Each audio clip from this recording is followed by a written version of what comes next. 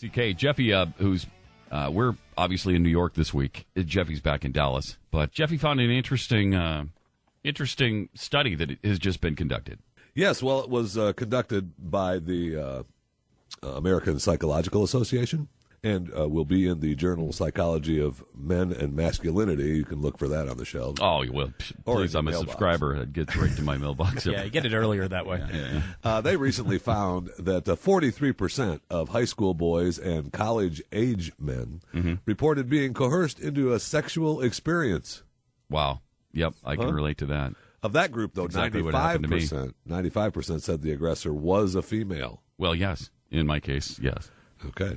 95% of the time, the aggressor was the female, and they were coerced.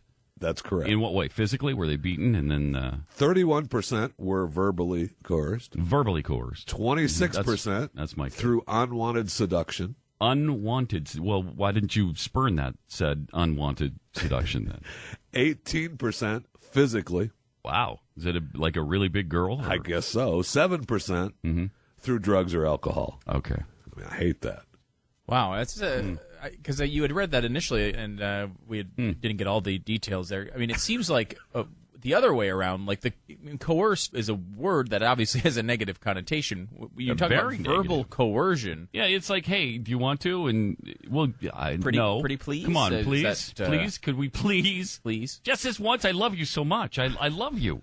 I love you not just tonight, but forever. I love you more than I've ever loved anybody or ever will in the history of my life. I love you so much. Please.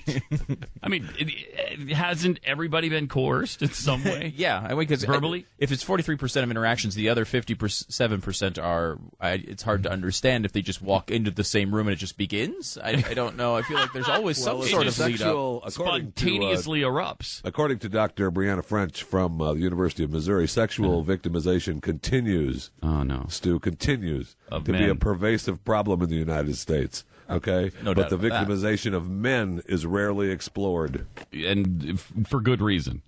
I mean, let's face it. Come on. There's a reason you could joke about this, because with good reason, it's rarely explored.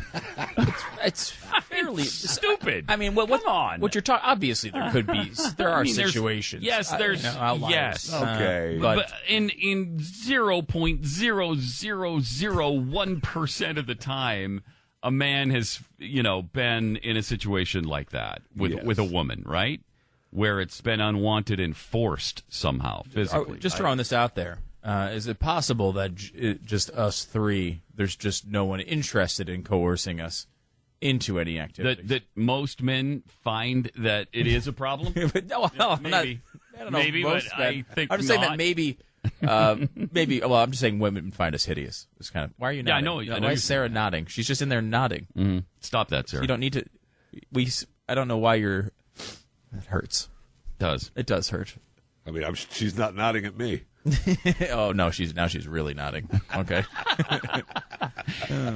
So 43% of men say that they were coerced, and is it 32% of the ones who were coerced verbally? Yes, 31%. Yeah, 31% of that. Like, hey, let's go ahead, and he's like, no, and then she's like, please, and he's like, okay. Yes, that's it. No. Okay, fine. No, seriously, I really don't want to. Okay, well, wait, you can't give up yet. These studies, though, always give results that are helpful.